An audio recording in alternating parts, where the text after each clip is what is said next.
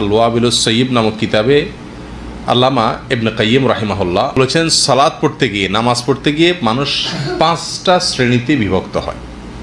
কয় শ্রেণীতে বিভক্ত হয়? 5টা শ্রেণীতে মানুষ বিভক্ত হয়। মানুষ 5 রকম হয়ে যায়, মুসল্লি 5 প্রকার হয়ে যায় নামাজ পড়তে গিয়ে। তার ভিতরে প্রথম প্রকার মুসল্লি হলেন মুআকাব। নামাজের বিনিময়ে সওয়াব পাওয়া তো দূরের কথা, তারা উল্টা বরং শাস্তির উপযুক্ত হয়, বর্ছনার উপযুক্ত হয়, আল্লাহ মাফ করুন। দ্বিতীয় প্রকার মুসল্লি হলেন মুহাসাব, যে নামাজ পড়ার পরে এই নামাজের পর আল্লাহ তাকে জবাবদিহিতার মুখোমুখি করেন। আল্লাহর কাছে জবাবদিহি করতে হয়, কি নামাজ নিয়ে আসলা তুমি, কি নামাজ পড়লা, এই সমস্যায় কেন নামাজে, জবাবদিহিতার মুখোমুখি হতে হয়। 3 নম্বর মুসল্লি হলো মুকাফফার আনহু, যে মুসল্লির নামাজের বিনিময়ে আল্লাহ সুবহানাহু ওয়া তাআলা তার গুনাহ খাতা মাফ করে দেন, ভুল ত্রুটি মাফ করে দেন, আল্লাহ তাআলা নামাজের বিনিময়ে ক্ষমা করেন।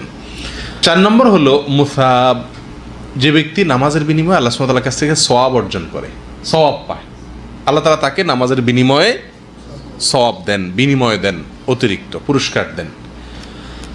5 নম্বর হলো মুকাররাব, নামাজের বিনিময়ে যে ব্যক্তি আল্লাহ সুবহানাহু ওয়া তাআলার নৈকট্য অর্জন করতে পারে, আল্লাহ সুবহানাহু ওয়া তাআলার নৈকট্য লাভ করা, আল্লাহ খুব কাছাকাছি যাওয়ার, আল্লাহর খুব সন্তুষ্টি অর্জন করার, আল্লাহর খুব প্রিয় পাত্র হওয়ার সুযোগ পায় নামাজের মাধ্যমে। এই মোট কয় প্রকার হলো? 5 প্রকার। কোরআন এবং সুন্নাহকে অ্যানালাইসিস করে তিনি এই 5টা শ্রেণী বের করেছেন। 1 নম্বরের মুসল্লি যে মুআকাব, যে ব্যক্তি সালাতের কারণে পুরস্কার পাওয়া তো দূরের কথা, সওয়াব পাওয়া তো দূরের কথা, উল্টা বরং আল্লাহর কাছে সাজার উপযুক্ত হয়ে যায়, আল্লাহ মাফ করুন। সে মুসল্লিকে, সে মুসল্লি হলো ওই মুসল্লি যে মুসল্লি নামাজ পড়েন কিন্তু তার নামাজের শর্ত, পবিত্রতা ইত্যাদি এগুলোর ব্যাপারে কোনো কি নাই, তার কেয়ার নাই, এগুলোর ব্যাপারে গাফলতি আছে। নামাজের যে রোকন আছে, ফরজ আছে, ওয়াজিব আছে, এগুলোকে সে যথা নিয়মে পালন করে না। রুকুতে উঠে সোজা না হয়ে দৌড় দিল সেজদায়, সেজদাতে উঠে না সোজা না বসেই আবার দৌড় দিল, আবার সেজদায়, তো এইভাবে তাড়াহুড়া করে নামাজ পড়লো, রোকনে ত্রুটি থাকলো, ওয়াজিবের ত্রুটি থাকলো, শর্তে ত্রুটি থাকলো, এরকম যদি সলাৎ পড়ে তাহলে সেই সলাৎ এর কারণে সেই ব্যক্তি আল্লাহর ভৎসনা, আল্লাহর পক্ষ থেকে শাস্তির বরং মুখোমুখি হবে, এবং এই মর্মে বহু হাদিস বর্ণিত আছে। আপনারা কেউ বলতে পারেন তাহলে তো আর নামাজ পড়ার চাইতে যারা নামাজ পড়ে না তাহলে তারা আরো ভালো আছে নাকি? নামাজ পড়েও যখন সাজা পাবে তাহলে না পড়া ভালো না? ব্যাপারটা কি এরকম না? নামাজ পড়ে যদি সাজার উপযুক্ত হয় সেই সাজা, আর নামাজ না পড়ে যে সাজার উপযুক্ত হবে, দুইটা কি এক? একজন একটা নির্দেশ করছেন, আপনি সেই নির্দেশটা পালন করছে কিন্তু সঠিকভাবে পালন করে নাই, সে বকা শুনবে, আর আরেকজনের কাজটা নির্দেশটা পালনই করে নাই, সেও বকা শুনবে। 1 নাম্বার 2 মুহাসাব, যে ব্যক্তি সলাতের কারণে আল্লাহর কাছে জবাবদিহিতার মুখোমুখি হইতে হবে, সে কে?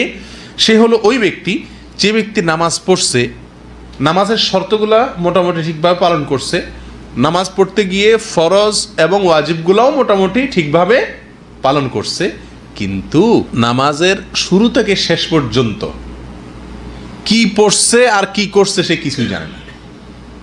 সে শুধু শুরু করছে আর শেষ করছে এর দূর জানে, মাঝখানে সে অন্য কোনো জগতে বিচরণ করছে, কোনো খোঁজ খবর নেই, কি পড়ছে কি না পড়ছে, কয় রাকাত পড়ছে না পড়ছে, কোনো হুঁশদিশ নাই। আল্লাহ মাফ করুন, এই কিসিমের মুসল্লির পরিমাণ সবচাইতে বেশি। এই মুহাসাব, এই শ্রেণীর মুসল্লিরা আল্লাহর কাছে জবাবদিহি করতে হবে। এই শ্রেণীর মুসল্লিরা নামাজ থেকে তাড়াতাড়ি করে শেষ করে বাঁচতে পারলেই কেমন যেন সে নিষ্কৃতি পায়, রেহাই পায়, তার কোনো কাজের তাড়া আছে, সেই তাড়নায় সে তাড়িত হয়। এরকম মুসল্লি যদি হয় তাহলে সে ব্যক্তি সে মুহাসিব, তার রোকন ঠিক আছে, ওয়াজিব ঠিক আছে, শর্ত ঠিক আছে, কিন্তু কি ঠিক নাই? নামাজের ভেতরে তার মনোযোগের নেই, কিছু জানে না সে কি পড়ছে না পড়ছে। আল্লাহ মাফ করুন। এরকম সালাতের পরিমাণ আমাদের বেশি কিনা? আল্লাহ তাআলা আমাদেরকে হেফাজত করুন। 3 নম্বর হলেন মুকাফফার আনহু, ওই মুসল্লি যে মুসল্লি সালাতের মাধ্যমে দায় মুক্ত হবে, আল্লাহ তাআলার কাছ থেকে ক্ষমা পাবে। সে কে?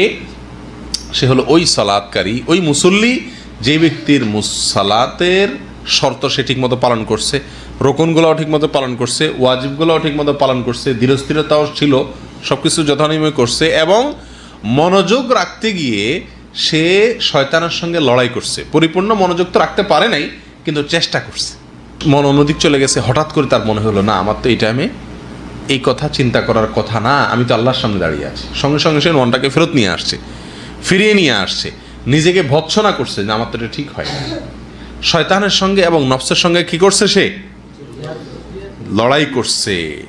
এই যে নফসের সঙ্গে শয়তানের সঙ্গে লড়াই করে সালাতের ভিতরে বারবার মনোযোগ ফিরে আনার চেষ্টা করছে, এই জন্য এই ব্যক্তিকে এই সালাতের বিনিময়ে আল্লাহ সুবহানাহু ওয়া তাআলা তার কি করবেন, ক্ষমা করবেন। 4 নম্বর হলো মুসাব। মুসাব হলো ওই মুসল্লি যে মুসল্লির নামাজের শর্ত, রোকন, ওয়াজিব, এমনকি নামাজের মধ্যে মনোযোগও মোটামুটি সে ধরে রাখতে পারছে। 100-এ 100 সম্ভব না হলেও যতটুকু সম্ভব সাধ্যে সে সবটুকু মনোযোগ ধরে রাখতে পারছে নামাজের মধ্যে, এই ব্যক্তি সওয়াব পাবে নামাজের বিনিময়ে।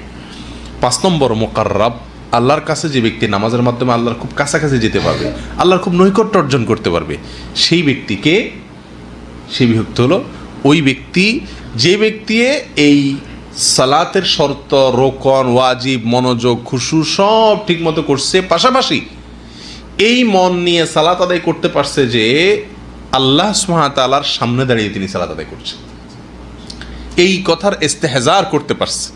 অর্থাৎ আনতা আবুদাল্লাহ কাআন্নাকা তারাহু, ইহসানের যে দরজা, সে দরজা, সে স্তরে সে চলে যেতে পারছে। অর্থাৎ ইবাদত করছে, নামাজ পড়ছে এমনভাবে কেমন যেন সে আল্লাহ সুবহানাহু ওয়া তাআলাকে দেখছে, দেখলে যেভাবে আল্লাহর সামনে নামাজ পড়তো ওই রকম মন নিয়ে সে নামাজ পড়তে পারছে, ওইরকম ভয় নিয়ে, ওই রকম এহতেরাম, ইজ্জত আল্লাহর প্রতি রেখে সে সালাতটা আদায় করতে পারছে। এই লেভেলে যদি সালাত আদায় করতে পারে তাহলে সেই ব্যক্তি হবে মুকাররাব। এই সালাতের মাধ্যমে সে আল্লাহর খুব বেশি নৈকট্য অর্জন করবে, খুব বেশি সন্তুষ্টি অর্জন করতে সক্ষম হবে। এই 4 নম্বর এবং 5 নম্বর শ্রেণীর ভিতরে পার্থক্য হলো 4 নম্বর শ্রেণীর লোকজনের খুশু, খুজু সবই ঠিক আছে, শুধুমাত্র ইহসানের স্তরে সে পৌঁছাতে পারে না। অর্থাৎ আল্লাহকে দেখে ইবাদত করলে যেরকম ইবাদত হতো সেই মানের ইবাদত করতে সে পারে নাই, কিন্তু 5 নম্বর মুসল্লি যে সে এটা পারছে। প্রিয় ভাইয়েরা, এই যে 5টা প্রকারের কথা আল্লামা ইবনে কাইয়িম আল জাওযী রাহিমাহুল্লাহ আল-ওয়াবিলুস সাইয়্যিব কিতাবে বলেছেন, সেখানে আরেকটু ব্যাখ্যা করেছেন তিনি বিস্তারিত। সংক্ষেপে আমরা শুধুমাত্র পেশ করলাম। এখান থেকে একজন মুসল্লি, আমরা প্রত্যেকে যার যার নামাজকে আমরা কোনো একটা শ্রেণীতে ফেলতে পারতেছি না, অতএব আমাদের এখান থেকে যোগ বিয়োগ করে আমাদের নামাজগুলোকে একটু উন্নত করা দরকার, কি দরকার না? 5 নম্বর শ্রেণীর মুসল্লি আমরা কে কে হইতে পারছি এখানে বলেন দেখি? আল্লাহ মাফ করুন, অন্তত বছরে 2-4 বার হলে হয়তো চেষ্টা হওয়া দরকার কিনা, চেষ্টাটা করা দরকার কিনা। আমরা এখন দেখি যে আমি কি মুআকাব না মুহাসাব না মুকাফফার আনহু নাকি মুসাব নাকি মুকাররাব, কোন কিসিমের মুসল্লি, এগুলো একটু যাচাই করা দরকার কি দরকার না?